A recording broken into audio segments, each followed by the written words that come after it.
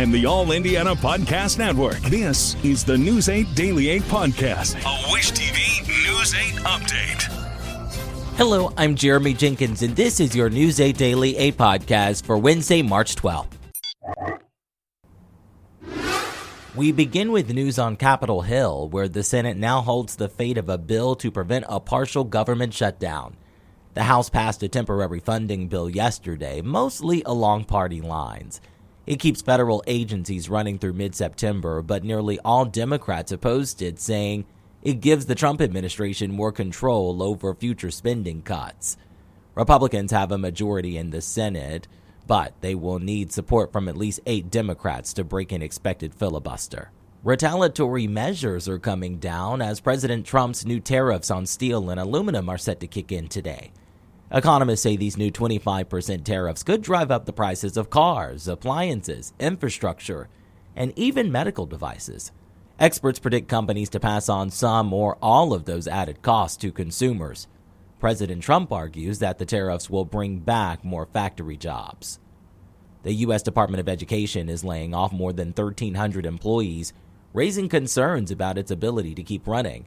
These cuts are part of President Trump's campaign promise to dismantle the agency. The department says despite the layoffs, it will still handle key functions like federal aid to schools and managing student loans. Meanwhile, back at the State House, there is another hearing on Governor Mike Braun's plan to keep property taxes in check. The House Ways and Means Committee is set to hold a hearing on the bill today, but a vote is not expected. The state Senate has already passed its own version of the property tax proposal, which was trimmed down after complaints from local government, raising concerns about the potential for lost revenue. The House committee is not expected to vote on the bill today. Prosecutors have filed domestic battery and strangulation charges against a man who has been prominent in the local theater community for decades. Our news gathering partners over at Mirror Indy say the charges were filed against Ben Rose on March 5th. Prosecutors say Rose assaulted a woman last month at his home on the city's south side. Rose has worked as an actor and filmmaker and was the founding artistic director of the Indianapolis Black Theater Company. The company tells Mirror Indy its board terminated its consulting contract with Rose. In Newton County, investigators say a woman who had been missing for 6 days was found alive in her crashed car. The Newton County Sheriff's Office says a man doing drainage work near the Newton County landfill yesterday saw a car off a nearby road out of view from passing traffic. The sheriff says the man checked the car and found Brianna Castle of Wheatfield still alive, conscious, and speaking. Investigators believe that she crashed her car last week. The sheriff says the woman was flown to a hospital in Chicago, but an update on her condition was not released. Let's talk sports. The Colts have reached an agreement with former Giants starter Daniel Jones. ESPN is reporting that Jones has signed a 1-year, $14 million deal. Colts general manager Chris Ballard had already said he wanted to bring in a veteran quarterback to create some competition for Richardson after his inconsistent play last season. Let's talk weather. When it comes to the forecast, Storm Track 8 says it's going to be a sunny and mild day today. Meteorologist Marcus Bailey has your News 8 Daily 8 forecast. We had our warmest day of the year yesterday, 72 degrees. I think we may do a little bit better today. 73 is, I think, where we're going to head for the afternoon hours. Now, it is coming off a chilly start this morning. 40 degrees and clear overhead. Winds are out of the east at around 8, and the chills are into the mid-30s. Out the door this morning, you'll need the jacket. All right, through the 9 o'clock hour, we'll go 45.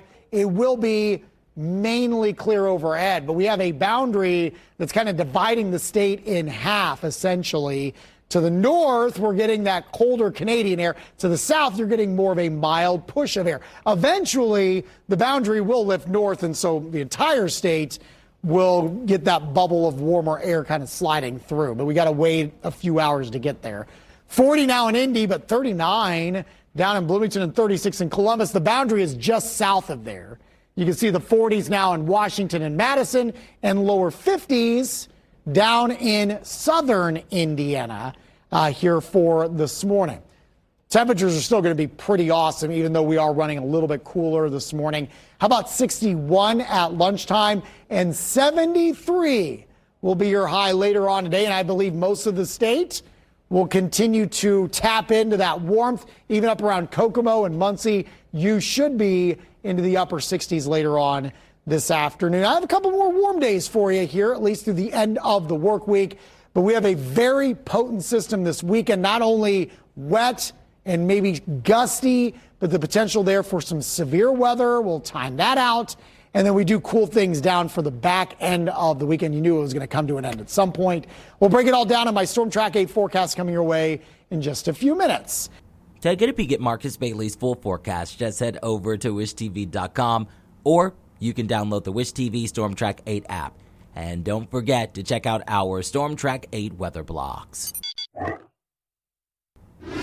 This has been your News 8 Daily 8 podcast for Wednesday, March 12th. I'm Jeremy Jenkins for Wish TV, wishtv.com, or follow us on Facebook for updates. This is the News 8 Daily 8 podcast, a Wish TV News 8 update on demand. For even more, on demand and on the go, connect with Wish TV on Facebook at wishtv.com and on the free Wish TV mobile app. Thank you for listening, and be sure to like, subscribe, and follow this podcast for updates every weekday morning on the All Indiana Podcast Network and wherever you get your podcast.